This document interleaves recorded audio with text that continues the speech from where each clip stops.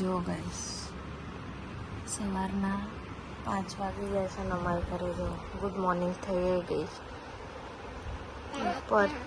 પરીને બહુ જ ફીવર આવ્યો અને અત્યારે દવા આપી અને પ્રિશા તો તોય જાગી ગઈ.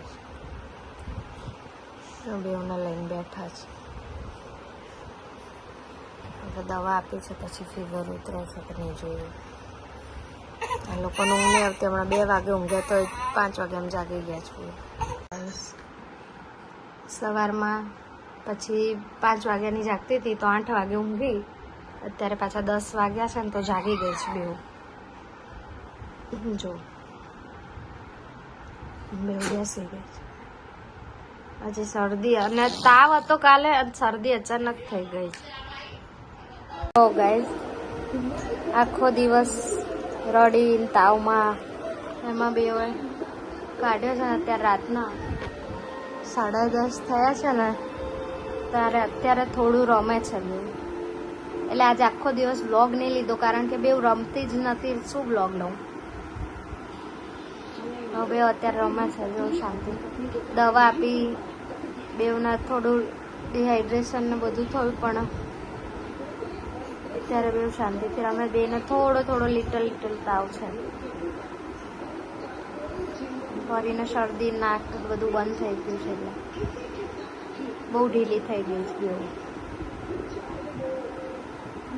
ગાઈસ રાતના 12:30 થયા. જો બેના મોઢા કેટલા નાના થયા. જો હસતા રહેતી 2 વાગે એવું કરે. જો બેઉને ફૂલ તાવ છે. અત્યારે જેમ સાંજ પડીને જાતે ચડી ગયો, નહીં તો ડૉક્ટર જોડે પણ જઈ આવે. હવે અત્યારે જો દવા આપી છે. જોઈએ રાત કેમની જાય છે. બેઉ ઢીલી થઈ ગઈ. જો બેઉ કેવી બેઠી છે. ચૂપચાપ માસૂમ થઈને ટીવી જોવાય છે.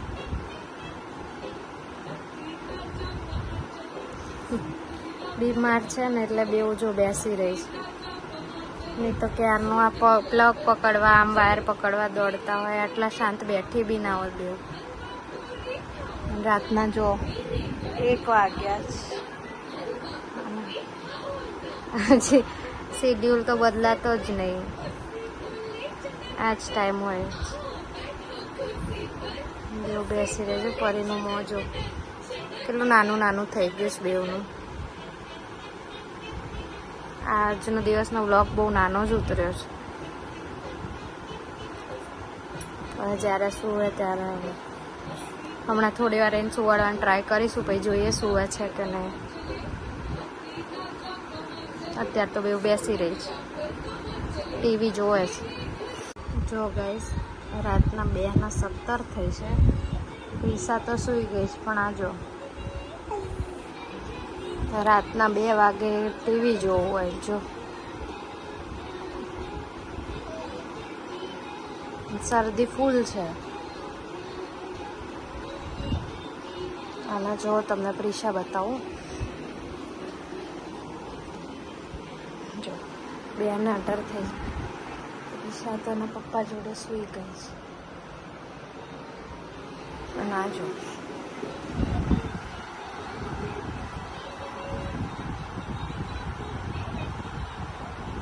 ટીવી જોવા જ બેઠી. જો ગાઈસ રાતના 3 વાગ્યા છે અને હવે બેઉ માંડ સુધી જો પરિવાર તમને બધાને ગુડ નાઇટ. જય માતાજી. બેઉ અલગ છે હજી. હવે પરાણે હજી સુવાડશું ત્યાં શું છે. તમને ગુડ નાઇટ. જય માતાજી.